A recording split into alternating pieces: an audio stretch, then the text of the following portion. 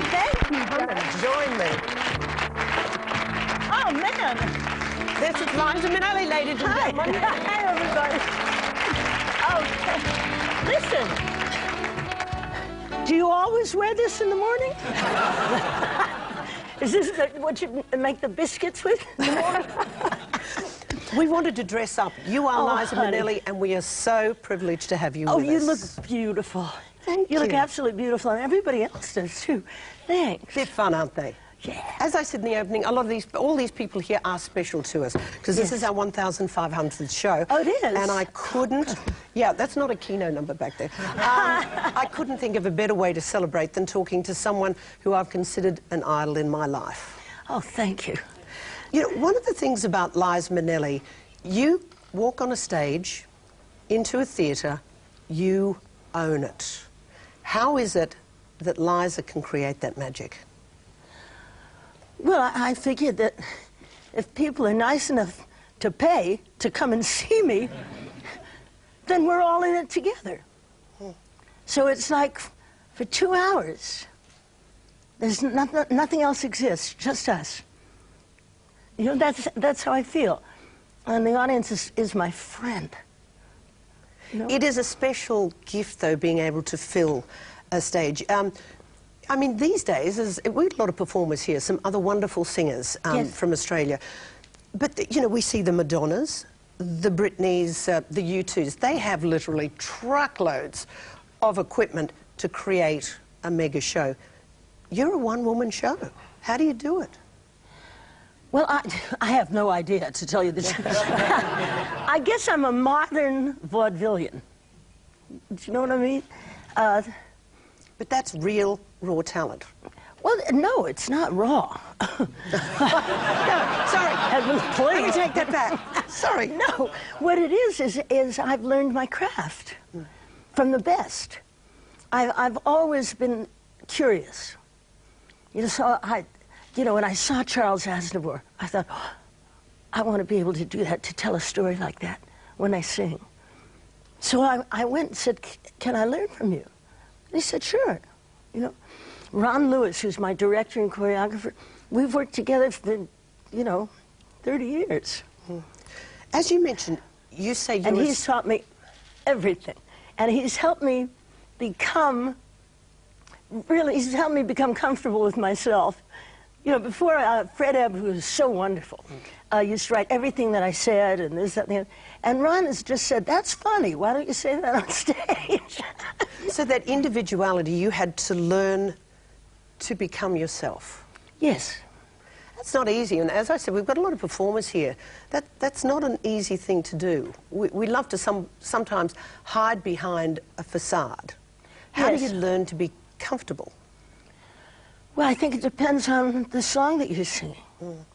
And I teach at the Actors Studio, and I teach acting in a song, you know? And each individual song is a different person, with different thoughts, a different background. Where did they come from? Why are they singing the song right now? You know? So every night that you perform, it has to be the first time and the last time you'll ever sing that song. And that's what I think makes it immediate. As you said, you are a storyteller, and you've collected lyrics your entire life. Yeah. What made you do that? What was behind collecting lyrics? Carrie Ann, that's such a sweet question. Thank you. Believe it or not, I'm shy. You know, I can be raucous, but that's a facade. I'm comfortable now because you're making me comfortable, but I'm shy, you know. So I couldn't say things that I wanted to say. I was a quiet kid. I was the kid who was under the piano at the parties, looking at everything and watching everything. Well, you had some good parties. Oh, I saw some, but to me, they were the neighbors. It's very strange. Don't you love it? They're the neighbors. That's what it is. It's like a coal mining town, but it was show business. It was movies, you know. At any rate. A gold mining town or a coal mining town? Whichever you wanted at this point. So who would turn up to the parties? Well, what I learned was to finish answering your last question, I learned that I couldn't express myself. It was hard because of being shy. But all of these songs I heard, Gershwin, Rodgers and Hart, you know, Berlin, anything that was played in the house, there was always something that described how I felt.